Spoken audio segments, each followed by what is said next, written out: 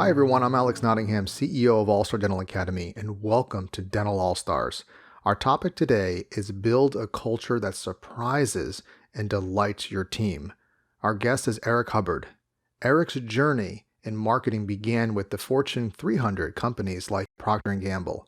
It evolved to Eric having a strong influence in marketing companies in Silicon Valley. Divine intervention led Eric to try his hand as a dental marketer, which led to founding of Pain-Free Dental Marketing. In a few short years, Pain-Free Dental Marketing grew to over 20 employees and 120 plus clients and continues to grow under Eric and his partner Andre's leadership. In this interview, we're going to talk about why culture is important and important to your team, especially how to cultivate culture with your patients, how to balance revenue and the culture objective, and what to do if a patient doesn't fit in your culture. We're going to explore there are 4 pillars of culture that Pain-Free talks about, brilliant stuff, and we're going to see why it's important to make those investments in your team and culture, how to spend more time with your team and make an impact, how to be more transparent. And we're going to provide you one thing to put into practice tomorrow to boost your office's culture. And there's actually 2 in this interview. One I find a little more difficult, but it can be done. And one is very easy and very, very impactful. So I trust you will enjoy this podcast. Please welcome Eric Hubbard. Thanks again for having us. It's been, you nailed my bio. That's the best I've ever heard it done. Culture's always been fascinating to me. I was really blessed even early on, as a young man. I've been part of 3 companies going public, and again, not through any effort of my own, just pure luck, and through there, I've got to see companies grow from, a restaurant company grow from 10 restaurants to over 300. And, I've obviously been on the other end of the positive to the negative culture. GameStop, which has been dying for some time, was a rough place to work. And I always knew when we started our own company, and I always knew I wanted that culture was going to be at the forefront of it. And so that's why it's always been a passion of mine. And I'm glad to be here and talk about it. Yeah, I was really impressed. We were speaking the other day, and what's really exciting, just to say right up front, is you and Andre are going to be speaking at the All-Star Practice Growth Summit, May 19th and 20th in Fort Lauderdale. And that's right, you were there last year, and it was phenomenal. So we having you back as one of our main speaking crew, as well as exhibiting there. We so appreciate the support. And we were preparing for the event, and what struck me is your culture document. You kind of mentioned an aside, and I said, let me see, what is he talking about? And I was going through your culture because it fits very well, because prior to us speaking, I interviewed Robin, our director of hiring, and we were talking about how to engage the team, which speaks to ultimately building a culture. And the culture is what keeps everybody together. And it's set by typically the visionaries, the partners in a business, the dentists in this case. And just kind of reading through your culture document, it was really impressive. And I think it says a lot about who you are as a company. So tell me a little bit about your culture. What is it, and how did you get to it? Yeah, thank you. I think that culture is important to me from not just who I want to be as a human being and what I aspire to, who I want to be around. I actually think there's financial implications to having a good culture. In fact, I think for dental offices specifically, I think that culture is one of those things that makes them not a commodity. And I think that in some ways, while I'm definitely in digital marketing and they're in dentistry and you're in coaching and training, I think we all have a root common problem, and that is, I think that if you took most dentists and said, what do you think marketing is? they would sort of give you this very commoditized version of you run Facebook ads, you have a website, you do SEO. I think that, and I think for us, a basic rank and file human being who thinks about a dentist, we really don't understand the delta between a good dentist and an average dentist and a bad dentist. And I think that culture is what separates us from the average, from the unique. And our culture is based on two books that I love. The first book is Reed Hastings. It's the Netflix culture document that became the book that he built. And the second one is called Culture Ate My Brand. And both those books are amazing. I think they're worth a read on culture. But our culture is broken up into four principles or four pillars. And one of those pillars is surprise and delight clients. And that is, you're not just checking boxes. You want to be a professional marketer. We do things like send the front desk gift cards when they hear a really good phone call. That's actually what led us to our relationship with you, because one of the early things that we figured out culturally is I could come over here and kill it in marketing, and I could drive 70 phone calls, and all of them were fee for service, amazing patients. But if the front desk couldn't convert them to the schedule, I was getting fired. Because they would look and they would say, okay, well, I spent $5,000 or $6,000 or $7,000 on marketing, and I'm not seeing any movement. And we were sending them phone calls of like, well, here's 35 amazing patients that we tried that you couldn't get on the schedule.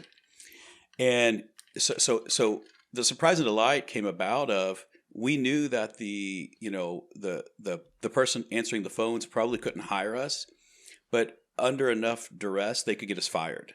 So one of the first things we did was like surprise and delight our clients around sending them a $50 gift card for an amazing call. We've bought cribs for, them when they had babies and things like that. Like, we really knew that we needed to surprise and delight them. And the second pillar is care for the team and teamwork. I've always sort of gone against this notion of the customer's first. I think the customer can be first, but I think if you put the team first, they'll put the customer first automatically. And the care for team one is one that is particularly passionate about us. We're like, everyone says they're like a family, and I don't know, I guess that's so cliche, but I think it's something that we should really aspire to.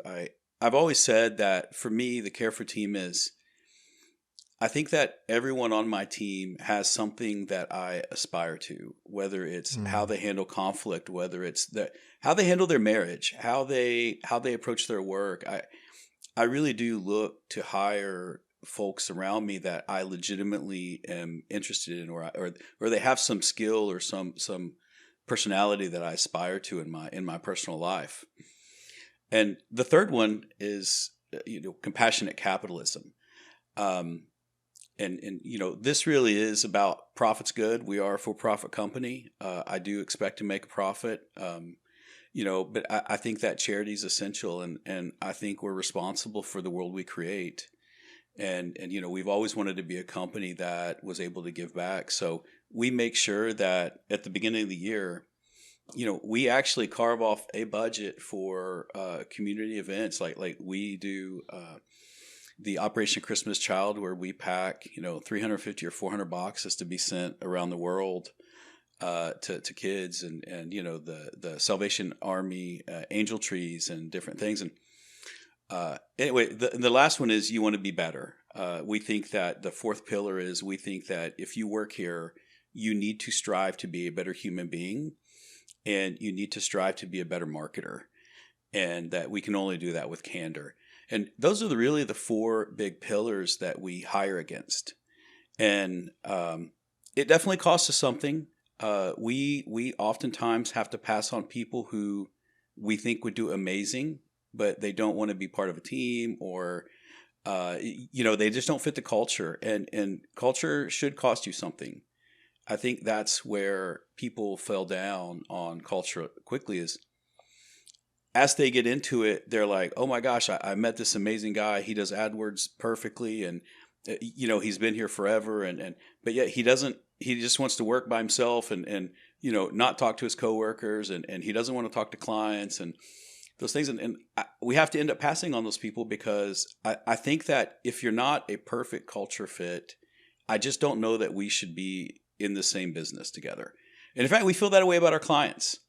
If a client calls and says, there's warning signs of, hey, a good example of a bad culture client is when a client calls and says, okay, I've taken out all my referrals and now there's only 3 people left from Google. Where are all my patients from marketing? Now, that seems like a great question. Now, I'm going to argue the real question should be, what's my ROI of marketing? How's marketing doing? Where's marketing going? Sure. Can you talk to me about what you're doing? I think any version is appropriate there. But I think when you carve off, okay, these are my patients and I will only get credit for them, I think that you're really misguided into how marketing works today, because I promise you in 2023, nobody, if I said, hey, Alex, we both have kids. I go to this amazing pediatrician. You should check him out. Right. I promise you don't call and make an appointment. You hit the website. You double check the reviews, all that. You double check the reviews. You watch a video of them. You make sure that they see, that our kids are the same age. And I think that it's really important that, we're going to try to educate them through that. So let me go back a little bit to the principles, because I think you're building on some really good processes. And we talked about this too. And even building on, this is like so cool because we're building on the podcast. Because just before and talking with Robin about this is in terms of, okay, let's go step by step. Surprise and delight your clients, right? With that, I also think about a great book called Raving Fans, I believe it is. And it's about one-upping the patient experience, the customer experience. And this is something you're applying to your team, really giving that little extra. And the reason we would like to invest, and that's the thing also that goes to part 2 about care for your team and teamwork, is that we spend so much on the patient. We say the patient is always right. The customer is always right. We heard that. But a couple principles to consider. 1, if we're not okay, they won't be okay. If our team is not okay and taken care of, you can't give what you don't have. You can't give amazing customer service if you don't feel that inside. So it really isn't the customer first. It's the team first, because then that vision, that culture will translate to the patients. They're going to want, I think of a great book called Fish. I'm sure you read it and heard of it. The whole idea was we would like to bring people into our culture, into our world. They want to be part of that. Does that make sense? So with the issue with hiring and how difficult it is now in retention, we see the companies that get the best people and retain them, they have an amazing culture. And that's why you, working with the Fortune 500, you see these great companies invest. I mean, Google's got gyms, playgrounds, care, food, because they want the best people and they want them to stay. So it is economically sound when you talk about capitalistic or compassionate capitalism. It is economically sound. And at the same time, I know both you and Andre, it makes you feel good. And at the end of the day, that's what we're all looking for, is to feel good, to have peace of mind. And we build structures to do that because we're spending much of our day with our team. We better like them. And like what you said, you're hiring people that make a difference to the culture that also you enjoy and you can grow from. And growth is an intrinsic need versus an extrinsic need that betters us as human beings. So I love what you say about that. Great points in your culture document. Yeah, thank you. I really believe that I don't know how you can expect, a young woman who is working in a front desk to be excited about patients, to be excited about new patient calls, to be excited about greeting people when they come in, if her own personal life is not trending well. Sure. And if she's worried about bills, if she's worried about all these things, I think we bring those things into our work life. Absolutely. And everyone says, "Oh, I can silo and my work mask and my personal life aren't associated." But I just don't believe that. I think that you have more bad days. I think you sound more impatient on the phone. I think that if you legitimately care about the human being who is taking care of your patients and answering the phone call, I think over time they will do a much better job for you.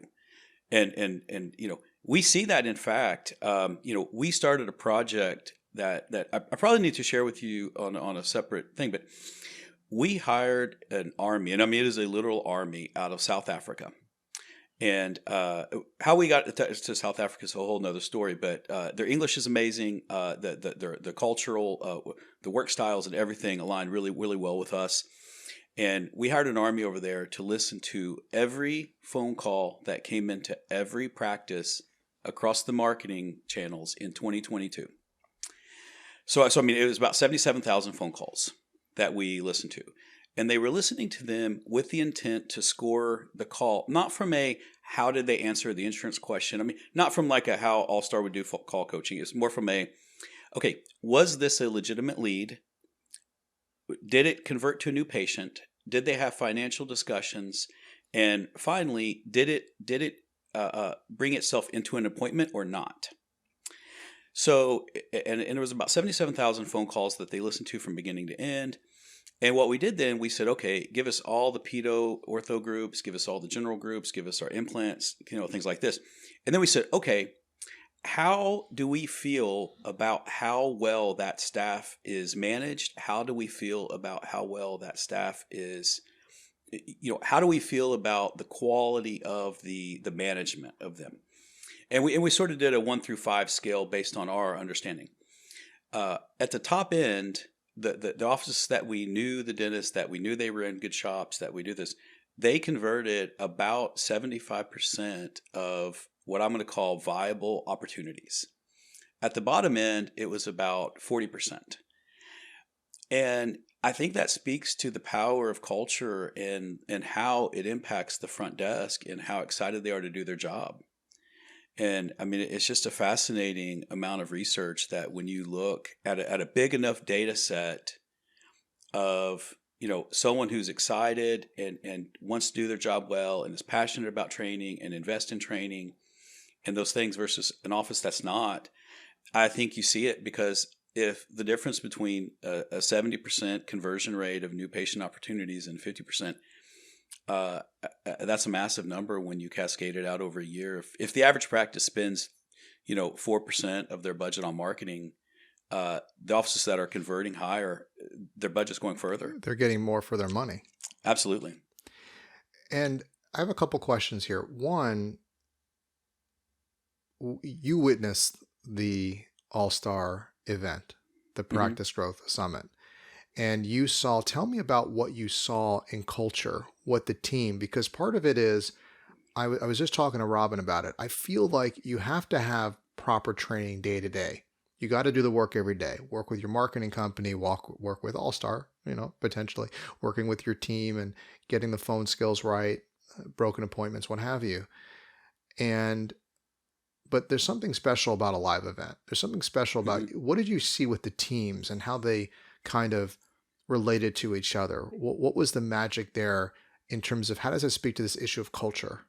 Or how do you as a dentist use an event as an opportunity to bring people together? I mean, I think that excitement is infectious. I think that when you get people together, and that's probably the word I would use when I go to the event. I mean, I think that the positivity, I think that it was infectious around, you saw, he was out of Atlanta. They did a skit around a new patient. The name escapes Al me. Nardone. Yeah. There it is. Dr. Nardone. Yeah. They did the skit and you could see the room giggle and relate and you could see people taking notes. And I think there's something around just being accountable at an event to where you're more engaged. I think I think it's infectious around like you see what's possible that what other people are doing, and I think you want to bring that back and apply it to your own practice. And now I will say there is one thing around culture that as we've established it that I do think is very important for offices and for us as well.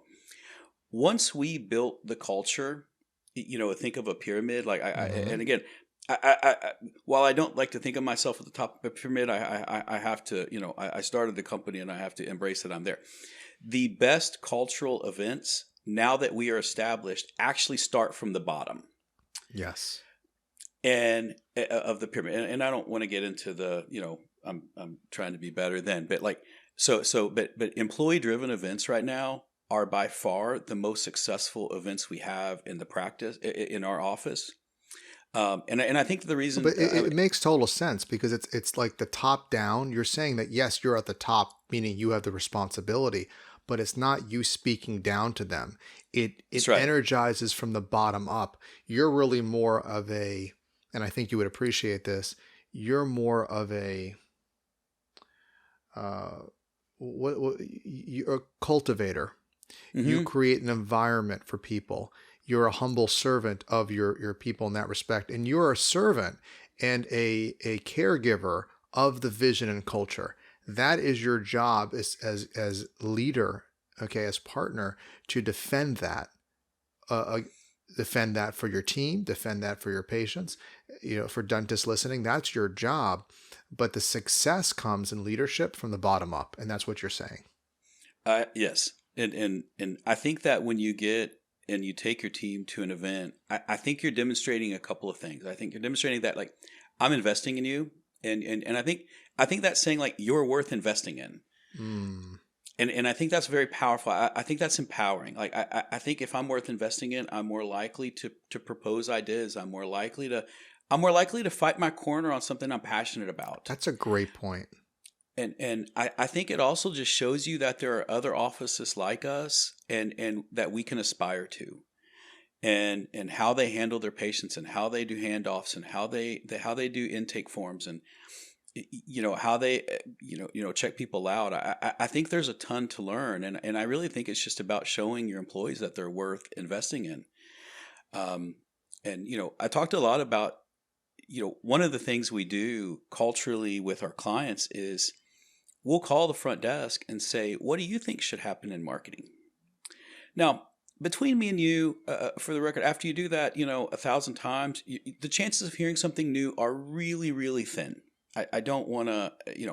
However, we listen and we're like, you know what? That's a great idea. I'm going to carve off some of the budget. Let's try it. Here's how we're going to track the metrics and look at it. Well, now I know that you would hope that I can come up with a better marketing plan than most people.